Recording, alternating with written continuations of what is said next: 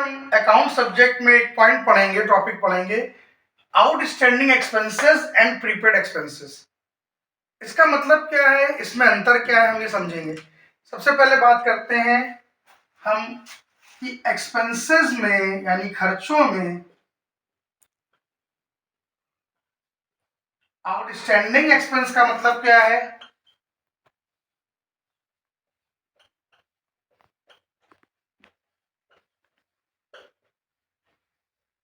और prepaid expense का मतलब क्या है।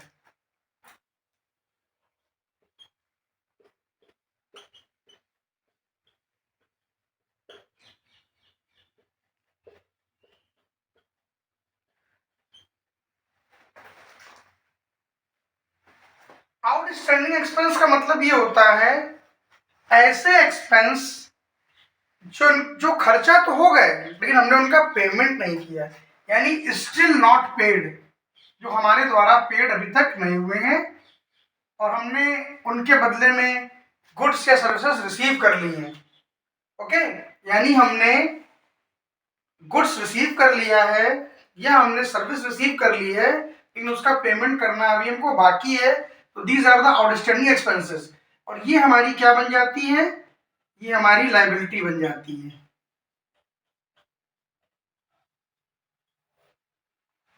और प्रीपेड शब्द में जैसे आप समझ रहे हैं, शब्द को देखिए, प्रीपेड, प्रीपेड का मतलब हमने पहले ही पेमेंट कर दिया है, हमने इसका मतलब यानी एक्सपेंस का पेमेंट हमने एडवांस में कर दिया है, तो इसको आप एक तरह से बोल सकते हैं एडवांस पेमेंट।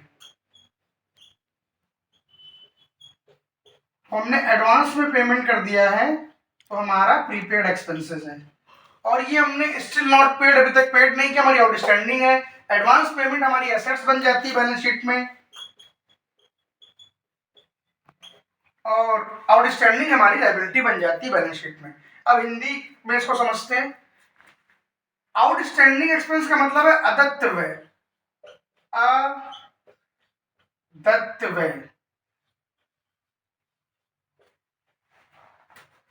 देखिए मैं इसको लिख रहा हूं अदत्त में, मैं डैश लगाता हूं, अदत्त यानी जिसका अभी तक दत्त मैंने पेमेंट, अदत्त मैंने इसका पेमेंट ना किया गया हो। प्रीपेड का मतलब क्या है, पूर्व दत्त, पूर्व दत्त मैंने, हमने इसका पेमेंट शुरू में ही कर दिया है, एडवांस में कर दिया है, पूर्व दत्त एक्सपेंसेस। ठीक है, पूर्व दत्त व्यय। तो अदत्त व्यय और पूर्व दत्त व्यय हिंदी वालों के लिए बात ये, आउटस्टैंडिंग, स्टिल नॉट पेड यानी सर्विसेज या गुड्स रिसीव हो गए, पेमेंट नहीं किया। यहां पर क्या है, हमने एडवांस पेमेंट कर दिया है, इसके बदले में भी सर्विस और गुड्स पाना बाकी है। ठीक है, यहां तक समझ गए बात। तो देखिए अब हम एक एक को एलोबरेट करते हैं और उसका ट्रीटमेंट क्या होगा वो भी आपको बताते हैं।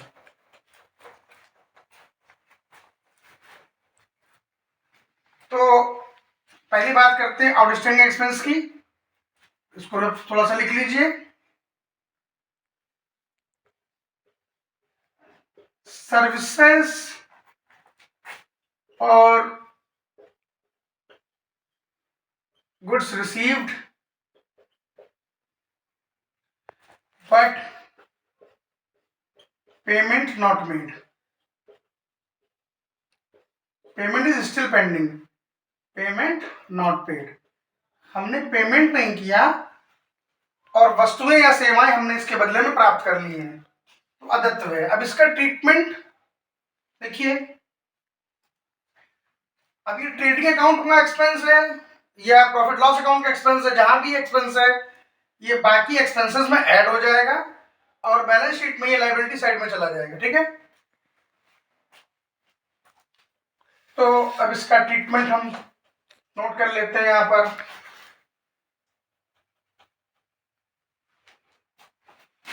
वेदर ट्रेडिंग और प्रॉफिट लॉस अकाउंट या ट्रेडिंग और प्रॉफिट लॉस अकाउंट में जिससे रिलेटेड खर्चा होगा उसमें इसको हम डाल देंगे। जैसे हम फॉर एग्जांपल आपको बताते हैं कि मान लीजिए हम 10,000 रुपये महीने की सैलरी बांटते हैं। कितने महीने सैलरी हमारी क्या है, हम क्या सैलरी दे रहे हैं, मान लीजिए हमारा एक क्लर्क है, उसको हम 10,000 रुपये पर मंथ की सैलरी दे रहे हैं और हमारी मार्च की सैलरी अनपेड है, आउटस्टैंडिंग है। तो 11 महीने की सैलरी तो हमने पे कर दी और 1 महीने की सैलरी हमारी अनपेड रह गई है, आउटस्टैंडिंग है। तो प्रॉफिट एंड लॉस अकाउंट में जब आप जाएंगे, खर्चे वाले सेगमेंट में पहुंचेंगे,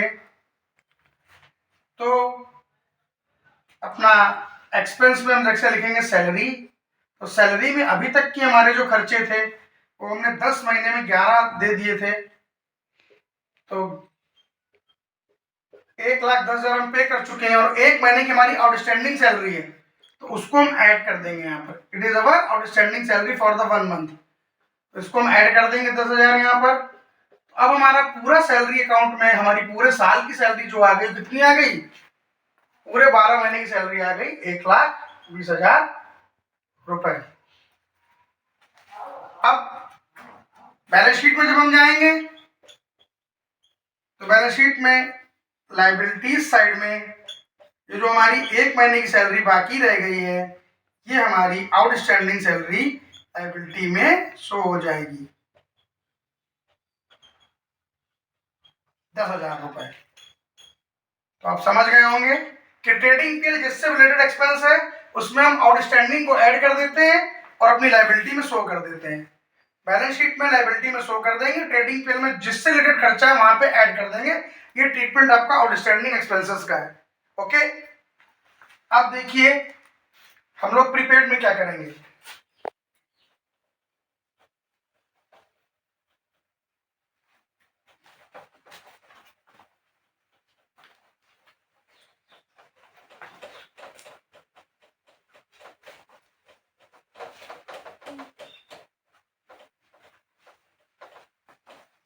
तो प्रीपेड की बात हम कर रहे हैं यहां पर,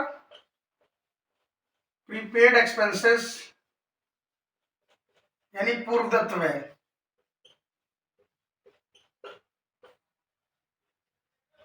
इसको आप पहले एक उदाहरण से समझिए। अकाउंटिंग जो होती है वो फाइनेंशियल ईयर के लिए होती है। फाइनेंशियल ईयर आपका अप्रैल में शुरू होता है और मार्च में एंड होता है। 1 अप्रैल को स्टार्ट होके आपका 31 मार्च तक ये जाता है। ये आपका फाइनेंशियल ईयर होता है। अब मान लीजिए हमने इंश्योरेंस कराया, और वो इंश्योरेंस हमने जो कराया है उसकी डेट, स्टार्टिंग डेट हमारी पड़ गई जाके 1 अक्टूबर। और आपको मालूम होगा इंश्योरेंस हमेशा साल भर का पे करते हैं। आपने जो इंश्योरेंस कराया वो 1 अक्टूबर से स्टार्ट हो रहा, जो जाके खत्म होगा 30 सितंबर पे नेक्स्ट ईयर की। माना कि ये 23 है और ये हमारा 24 तक चला जाएगा। तो हमारा एक्चुअल एक्सपेंडिचर जो है वो हमने यहाँ 12 महीने का पे तो कर दिया, एक साथ 12 महीने का प्रीमियम दे दिया।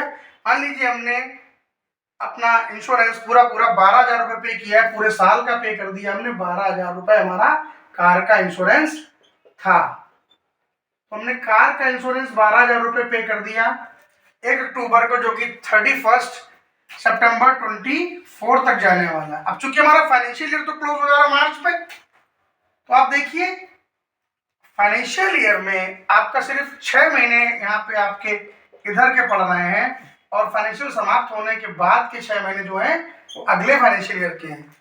तो यही जो एक्स्ट्रा पेमेंट करा है ये प्रीपेड है, इट इज प्रीपेड, क्योंकि हमने पहले पेमेंट कर दिया। अब इसका ट्रीटमेंट क्या करेंगे, जो ये हमारा इधर का हिस्सा है, हमारे फाइनेंशियल ईयर का हिस्सा है, जितना खर्चा फाइनेंशियल का है यानी कि 6,000 रुपए, ये तो हमारी बुक्स ऑफ अकाउंट में इस बार के प्रॉफिट लॉस में जाएगा।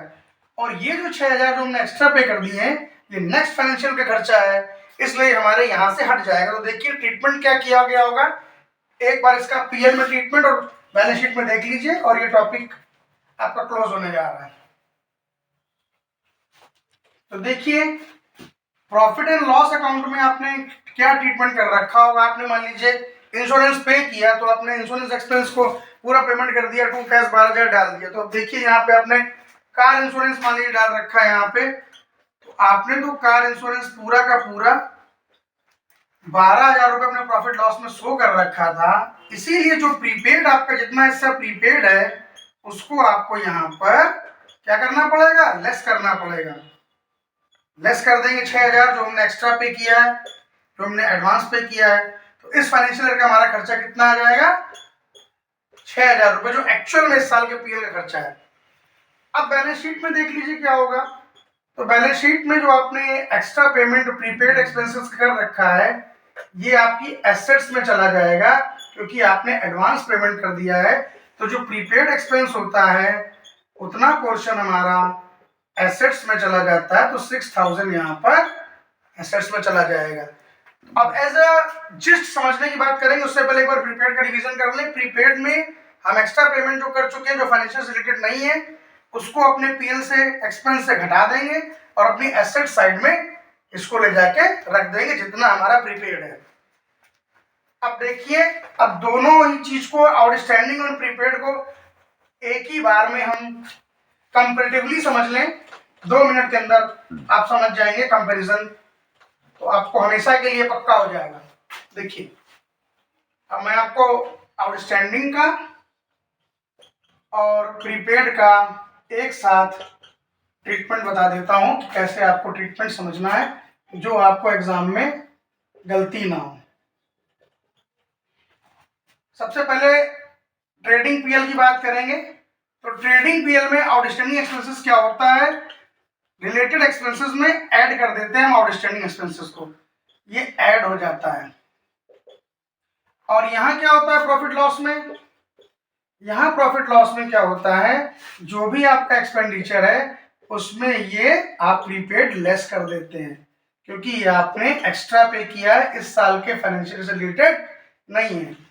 बैलेंस शीट में क्या ट्रीटमेंट होता है, बैलेंस शीट में आउटस्टैंडिंग लायबिलिटी है, अभी तक हमने चुकाई नहीं है, तो हमारी लायबिलिटी साइड में चली जाती है, ये हमारी आउटस्टैंडिंग एक्सपेंस, ये हमारी लायबिलिटी हो जाती है, क्योंकि हमने चुकाया नहीं है तो हमारी लायबिलिटी हमें चुकाना है अभी। और यहाँ पर क्या है, प्रीपेड में क्या है, क्योंकि हम एक्स्ट्रा पे कर चुके हैं, एडवांस पेमेंट कर चुके हैं, तो ये हमारी एसेट साइड में आ जाती है, तो एसेट्स में हमारी प्रीपेड आ जाती है। ठीक है, तो जो जितना भी प्रीपेड पोर्शन पे कर रहे हैं एक्सपेंस का वो हमारी एसेट्स में आ जाएगा। फॉर एग्जाम्पल जो हमने आपको समझाया था कि हमारी सैलरी एक महीने की आउटस्टैंडिंग थी 10,000 रुपए, तो एड बैक कर दी थी हमने उठा के, और ये हमने आउटस्टैंडिंग में 10,000 शो कर दी थी। इसी प्रकार प्रीपेड हमने वहां से 6,000 लेस किया था, जो जितना पोर्शन लेस किया था उतना हमारा यहाँ पर हमारी एसेट्स में शो हो जाएगा। तो एक कंपैरेटिवली आपने समझ लिया कि आउटस्टैंडिंग एक्सपेंसेस और प्रीपेड एक्सपेंसेस का ट्रीटमेंट क्या है regarding the profit and loss account and the balance sheet. Thank you, thanks a lot for watching my classes, Asthana commerce classes.